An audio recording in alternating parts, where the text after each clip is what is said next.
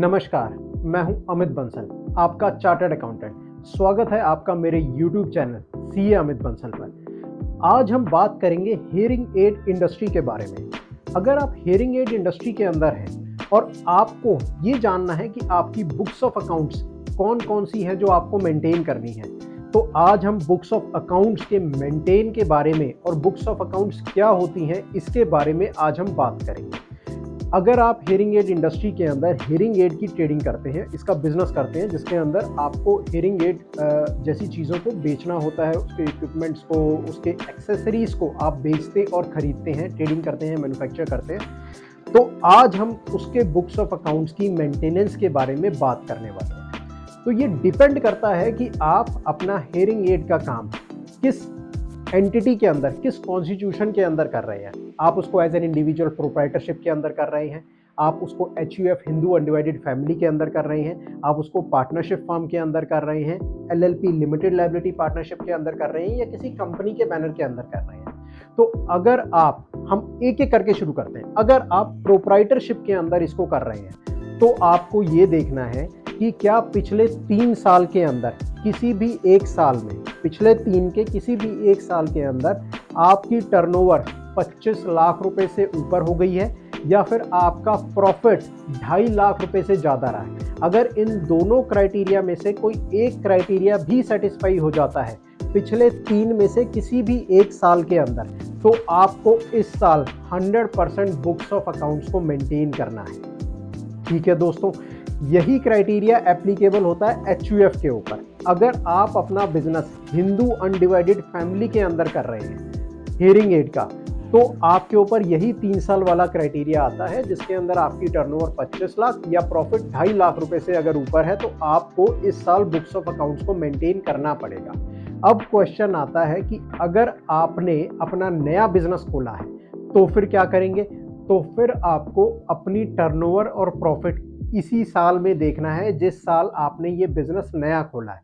अगर इस साल में आपका ये क्राइटेरिया एक्सीड कर रहा है, आपकी टर्नओवर 25 लाख से ज़्यादा जा रही है या आपका प्रॉफिट 2.5 लाख रुपए से ऊपर जा रहा है, तो आपको अपनी बुक्स ऑफ अकाउंट्स को बिल्कुल मेंटेन करना है इस साल। ठीक है दोस्तों, अब हम बात करते हैं पार्टनरशिप फर्म के बारे में। अगर आप हियरिंग एड इंडस्ट्री का काम किसी के साथ पार्टनरशिप फर्म में कर रहे हो, तो पार्टनरशिप फर्म के अंदर हमें देखना होता है कि पिछले 3 साल के अंदर अगर किसी भी एक साल में आपकी टर्नओवर 10 लाख रुपए से ज़्यादा या आपका प्रॉफिट 1,20,000 रुपए से ज़्यादा हो गया है, तो आपको इस साल बुक्स ऑफ अकाउंट्स को मेंटेन करना होगा। और सेम अगर आपने उस पार्टनरशिप फर्म को इसी साल में खोला है, तो आपको इसी साल उस क्राइटेरिया को चेक करना होगा कि आपकी टर्नओवर 10 लाख से ज़्यादा या 1,20,000 रुपए से ऊपर आपका प्रॉफिट हो गया, तो आपको इसी साल में अपनी बुक्स ऑफ अकाउंट्स को मेंटेन करना शुरू करना होगा। अगर आप अपना हियरिंग एड का काम किसी LLP में कर रहे हो या किसी लिमिटेड कंपनी में या प्राइवेट लिमिटेड कंपनी में कर रहे हो, तो आपके ऊपर कोई और क्राइटेरिया एप्लीकेबल नहीं होता, ना टर्नओवर का ना प्रॉफिट का। आपको डे 1 से LLP के अंदर और कंपनी के अंदर डे 1 से अपनी बुक्स ऑफ अकाउंट्स को मेंटेन करना है। ये जो बेनिफिट का क्राइटेरिया था, ये सिर्फ इंडिविजुअल में, HUF में या पार्टनरशिप फर्म में ही मिलता था, और उसके बाद LLP में या कंपनीज के अंदर इस क्राइटेरिया के अंदर आपको कोई बेनिफिट नहीं है। आपको वहाँ तो बुक्स ऑफ अकाउंट्स मेंटेन करनी ही पड़ेगी। तो बुक्स ऑफ अकाउंट्स होती क्या है जिन्हें हमें मेंटेन करना है? देखिए, सबसे पहली बुक्स ऑफ अकाउंट होती है आपकी कैश बुक या बैंक बुक। कितना पैसा आया, कितना पैसा गया, आपको एक बुक बनानी होती है, मेंटेन करनी होती है डेली बेस के ऊपर, कि जो जो पैसा आप पे कर रहे हो नोट करते चलो, जो जो पैसा आपके पास आता जा रहा है उसको नोट करते चलो। दूसरी बुक होती है हमारी journal book, books of accounts के अंदर। जर्नल बुक का मतलब हमारा होता है कि आपकी जो फाइनेंशियल ट्रांजैक्शंस हैं अदर देन कैश और बैंक, यानी कि मैंने आज एक सेल का बिल काट दिया और मेरी पेमेंट अभी 2 महीने बाद, 4 महीने बाद, 1 महीने बाद, 6 महीने के बाद आएगी। तो जब वो पेमेंट मेरे पास आएगी, तो क्या मैं तब आप उसको कैश और बैंक में बुक करूंगा? नहीं दोस्तों, ऐसा नहीं है ना। मुझे तो उसे अभी बुक करना है अपनी सेल्स के अंदर, तो ये मेरी JV1 सेल बुक जो होती है उसके अंदर मैं अपनी इस एंट्री को कर लेता हूँ। उसी तरीके से अगर मेरा एक परचेज बुक होता है, परचेज बुक के अंदर मैं अपनी सारी की सारी परचेजेस को बुक करता हूँ, और जब मैं उस परचेजेस की पेमेंट करता हूँ तो वो एंट्रीज मेरी कैश बुक और बैंक बुक के थ्रू हो जाती हैं। इसी तरीके से मैं अपनी कोई लायबिलिटी, मैंने किसी से काम करवाया और मैंने उसका प्रोविज़न खड़ा करना है, तो वो सारी एंट्रीज़ मैं अपनी जर्नल बुक के अंदर करता हूँ। अब जब भी मैं कोई खर्चा बुक करता हूँ, परचेज़ का खर्चा, एक्सपेंस का खर्चा, या फिर कोई मैं सेल बुक करता हूँ, तो उसके लिए मुझे सपोर्टिंग डॉक्यूमेंट्स चाहिए। खर्चे के लिए मुझे बिल्स मिलते होंगे और सेल के लिए मुझे सेल्स इनवॉइसेस मिलते होंगे। अब जब मैं खर्चा बुक कर रहा हूँ, तो अगर मेरा खर्चा 25 रुपये से 50 रुपये तक का है, तो मेरे पास अगर ओरिजिनल बिल नहीं भी होगा तो भी मेरा काम चल जाएगा। मैं एक कार्बन कॉपी ऑफ बिल से भी काम चला लूँगा। लेकिन अगर वो खर्चा 50 रुपये से ज़्यादा का है, तो आपके पास ओरिजिनल बिल होना चाहिए, नहीं तो बाद में आपको दिक्कत आ सकती है।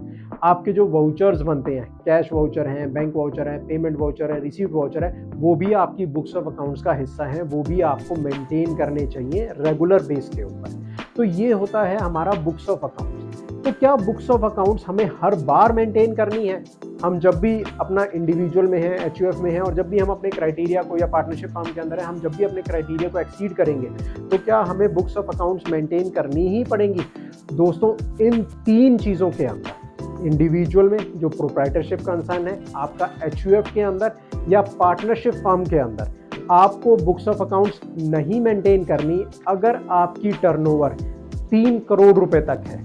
और 3 करोड़ रुपए तक अगर आपकी टर्नओवर है और साथ में आप प्रिजम्पटिव टैक्सेशन के अंदर आप अपनी इनकम को डिस्क्लोज कर रहे हैं और उसके हिसाब से अपना टैक्स पे कर रहे हैं, तो आपको पूरे साल बुक्स ऑफ अकाउंट्स मेंटेन करने की ज़रूरत नहीं पड़ेगी। बट नॉर्मली ऐसा कम देखने को मिलता है, क्योंकि आपका प्रिजम्पटिव टैक्सेशन के अंदर टैक्स थोड़ा ज़्यादा बन जाता है, जिसकी वजह से हम उसे फॉलो नहीं करते।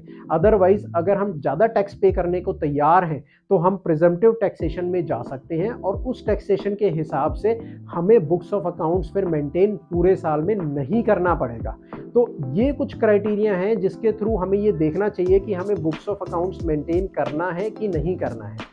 दोस्तों, मुझे लगता है ये वीडियो आपके लिए काफ़ी यूज़फुल होगा, और अगर आपको ऐसी ही और वीडियोस हमसे चाहिए तो हमें प्लीज़ लाइक कीजिए, शेयर कीजिए और हमारी वीडियो को हमारे चैनल को सब्सक्राइब कीजिए, ताकि हम और ज़्यादा वीडियोस इसी तरह के कंटेंट को लेकर के आकर के आपके लिए बना सकें। Thank you.